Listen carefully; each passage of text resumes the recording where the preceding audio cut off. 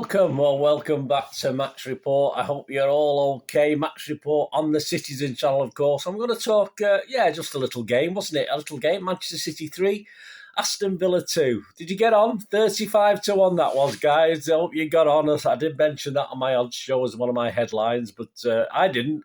but hope you did anyway. But we did get 2 wins for the Christie charity. So another 2 wins, and I'll be doing a little donation, and I'll let you know how that goes in the next few days, couple of weeks. City 3, Villa 2, 4 p.m, 22nd of May, 2022. Champion is champ again. It gets boring, doesn't it? No, it never gets boring.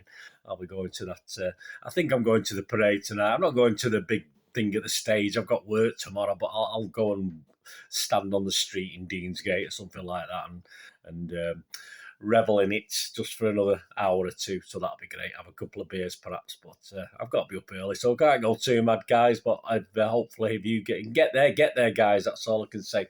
Right, yes. So I'm going to have a look back at this. Interesting. Let's start with the team. Yeah, interesting. Very interesting. I got 8 right, which is okay. I was a bit shocked, in fairness, a bit disappointed at times. Obviously, Ederson. Great to see Stones back, but I wanted Stones to play alongside Laporte. And obviously Cancelo and Zinchenko take over the right and left back positions. Wasn't to be, of course. It wasn't hindsight. I just thought that was a poor decision to make, to put Ferner as centre half. As I say, Ferner started because he's not looked comfortable there, and we didn't really want to take too many risks in this. And I thought if Stones was fully fit, Stones and Laporte was an ideal centre half partnership. So why mess around with it? But hey, I'm not Pep. It worked in the end. So what can we say? So yeah, Stones, Ederson, Stones, Ferner, Laporte, Cancelo, of course. Rodri, interesting enough, I had Gundogan in there, didn't I? Obviously, Mahrez snuck in, didn't he, somewhere along the line, but KDB, Bernardo, Mahrez, Foden and Jesus. So I got 8 right. As I said, probably wasn't aware of Stones being fit. He certainly would have, as I said, I think in the preview show, he'd be in my team all day long if he's fit. Same with Walker, obviously he was fit enough for the bench, but not fit enough to start the game, which is unusual. Yeah, so interesting team. As I said, a bit of a downer on that defence, in fairness, which probably came to fruition. But I say, Pep did the masterstroke. We got away with it, didn't we, in the end? Referee Michael Oliver, of course. I don't think he caused too much consternation yesterday. I know he had his Liverpool shirt underneath, but I thought he was on his best behaviour from what I can remember anyway. I've not watched it back. Might watch it back one day, but I've not watched it back yet. His line-outs were Stuart Burt, Simon Bennett, of course. And they had Darren England on VAR. I don't think we had much for him to have a look at either, did we, yesterday? So a quick look through the match report itself. Yeah, a bit of a tepid first half. There's not much happened at all from what I can see. I've had a look back at a couple of match reports as well and what I can remember and watch some of the highlights on Match of the Day. I had to watch Match of the Day. I don't usually watch Match of the Day. I had to watch it last night. I think the first real chance was a good chance for Foden that he put wide that could have easily gone in on about 24 minutes. But it was 37 minutes. We were 1-0 down. I didn't want to go into half-time 1-0 down. But that's how it is. And obviously, Cash sent his header. Good move down the left-hand side. Great cross. Eder's got a hand to it. Could have done better? Possibly. But a great header into the corner, and we're 1-0 down, and that's it, really. We didn't really look like though we're going to equalise in that first half. 4 minutes injury time, which is, I think, the longest we've seen all season. How come the last game of the season they start playing it by the rules and adding proper time for things? I have no idea why all of a sudden that is. It does annoy you. It did annoy me anyway. So poor half from City. Certainly we can't do worse for the second half, can we? Liverpool are drawing, of course, so in theory we're still top of the league. We're still potential champions. So into the second half, Fernandinho goes off and it's Zinchenko comes on. As I said, I wouldn't mind Zinchenko starting from the beginning. Ferner goes off, and obviously Mr. Stones moves across and Cancelo moves across. So that's the sort of back line I would like to have seen from the outset of this game. So obviously, and we looked a little bit better, although it didn't stop us going another goal down, did it? But that's how it is. 50 minutes, Zinchenko, definitely springing his step. He was definitely up for this yesterday. He started to cause problems at the left-hand side. with a chance for Jesus. And of course, Cancelo ended up getting the ball because after that, and he sort of crossed it, and Jesus looked as though he had a good chance. Just put his studs on it, and that would have gone in, but he tried to get his foot on it, and it obviously looped over the bar. But I thought if he'd approached it in a slightly different way, but who am I to argue with a Brazilian number 9? But he perhaps could have done better with that. 51 minutes, Rodri was wide from distance.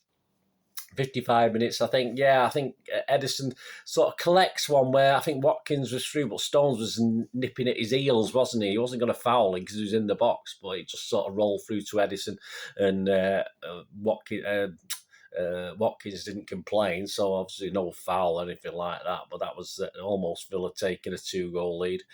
56 minutes, Mahrez, a very quiet Mahrez went off, Sterling came on.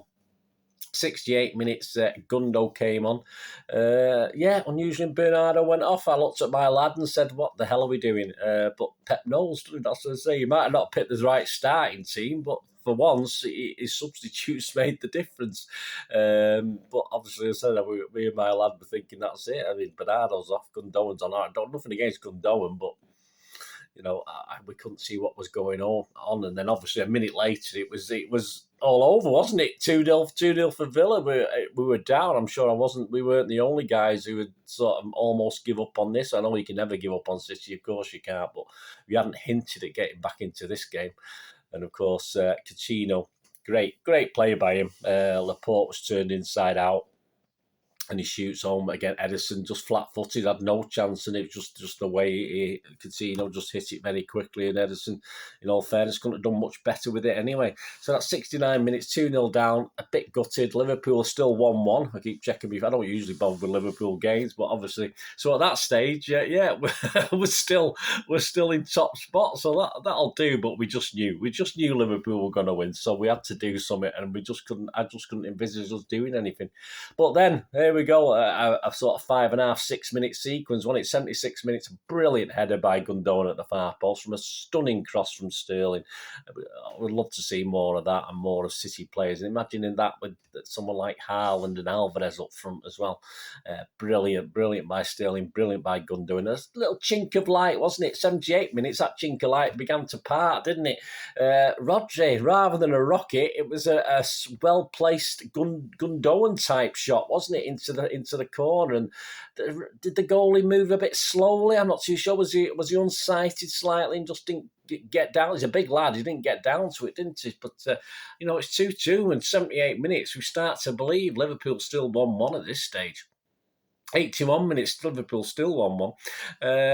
And they don't clear it properly. I think there's a little bit of mistake from the Villa defender. I think a bit mean to say a big mistake, but obviously KDB latched onto it. Villa were a little bit slow to react. And of course, just rather than shoot, he sort of just put it into that back post. Did he know Gundo was there or going to be there, or did he hope that someone would be there? Either way, brilliant by KDB. And of course, Gundogan at the back post, and cue pandemonium around the ground.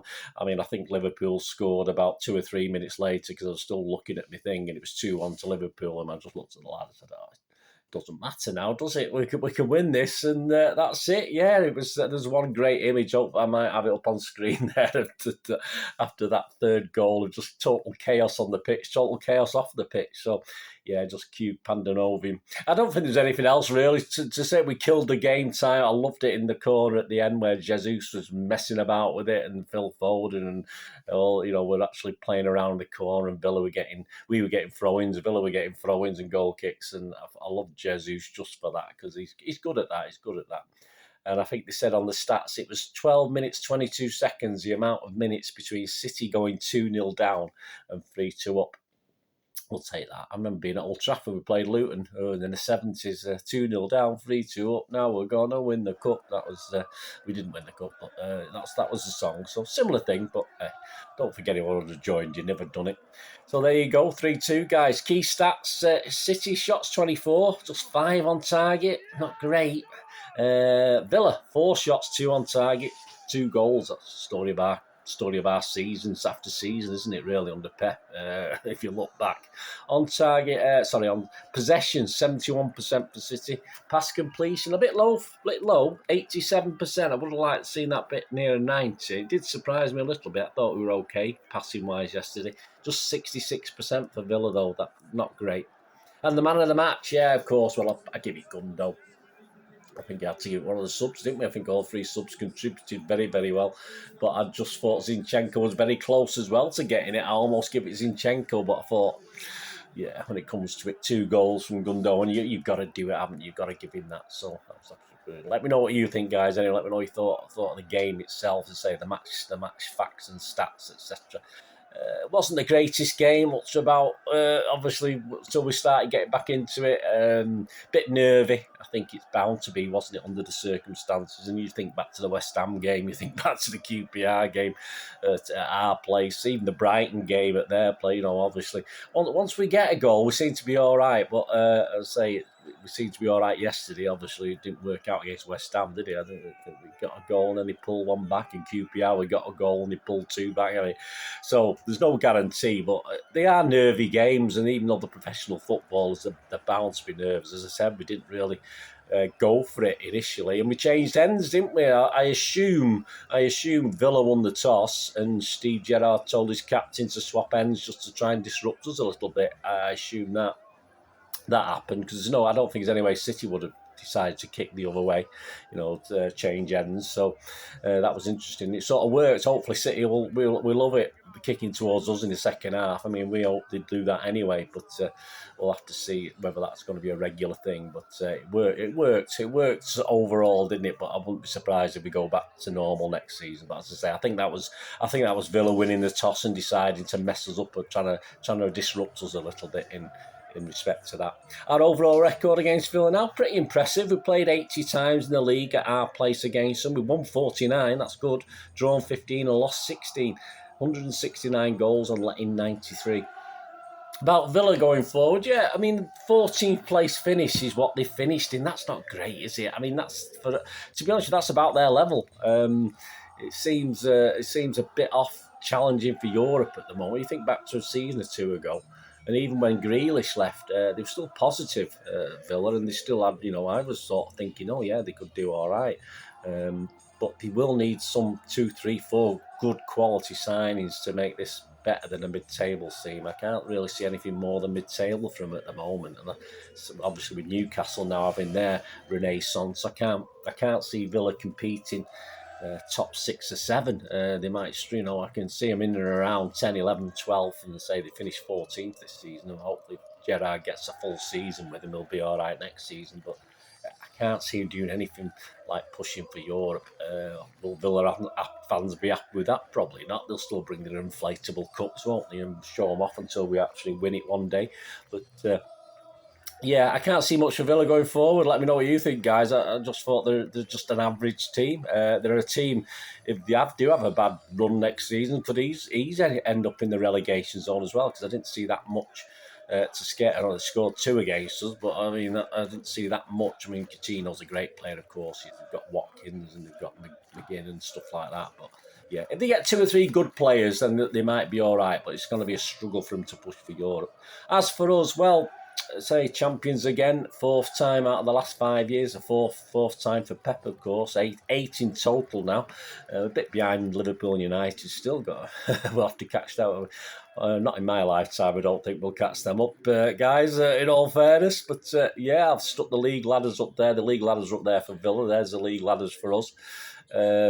Will Pep extend? If he's going to wait till the end of next season, I'm sure we know what's happening. I'm sure Pep knows. I'm sure the boys upstairs know what's happening with him as well. Cheeky and the chairman, everybody else knows what's going on with Pep. But I'd say, will he extend? I don't know. But hey, we've got great things to look forward to next season. It's going to be hard to do it back to back to back, of course, which we've not ever done before. United have done it, of course, but we'll go for it. But Liverpool are a tough proposition, of course, yeah. But we showed a lot of character yesterday. Say we were a bit nervy, didn't play great. I didn't think the starting lineup by Pep was that good, but his subs worked, and absolute genius, and Gundogan is lethal when he's a good finisher. We know he is, but it's a matter of him getting him in those positions, and sometimes he's asked to play a little bit deeper. So. But if you look at that team, add a couple of strikers, which hopefully, fingers crossed, we're supposed to. Well, we've got one definitely, another one apparently, which apparently definitely, but until we see it. And of course, get a defender in. We're talking about this lad from Brighton that I mentioned, months ago when we played at Brighton. I thought I was very impressed with him. And obviously, he's been put forward as an option, isn't he? It'd be great if he could come in. But as I said, left back. Zinchenko's doing a great job. He did a great job yesterday. Right back, you got Cancelo and Walker. I don't think that's a big problem, certainly for next season. Still Walker's not past it yet. Of course he isn't. So you got Walker, Cancelo, and Zinchenko and another. So yeah, if it's this lad from Brighton or someone else, I think we'll be happy with that. And I think with that team, all right, let's not be greedy. You don't bring another midfielder in, but if players leave, of course, we will have to replace them. But yeah, we'll give it a go next season if we can do that. As I say, with strikers, we might score a few goals, eh? More than the 99 we scored this season, but there you go. But we found a way, didn't we? Found a way, guys. Just as I said, it wasn't comfortable by any means. I was hoping it should be nice and comfortable. It wouldn't be City, would it, if they made it comfortable for us? So, well, great. Let me know your thoughts and things on it. I say me and my lad heads were down at 2-0. My lad's more optimistic usually than I am. I've grown a bit more optimistic than he has over the last couple of years with respect. But yeah, we both sort of agreed we're not really coming back into this. We couldn't see how we're going to get back into it. But hey, when you score one with still about 15 minutes left, you've got a chance, haven't you? It's not like scoring one with 2 or 3 minutes left, and then you are panicking on just a little bit, even with City. But it is what it is. Great result. Not the greatest game, of course, but it doesn't matter at the end of the day, the result. And hopefully we get the spirit to the parade later. I'll see you all there, guys. Anyway, let me know what your thoughts on the game were.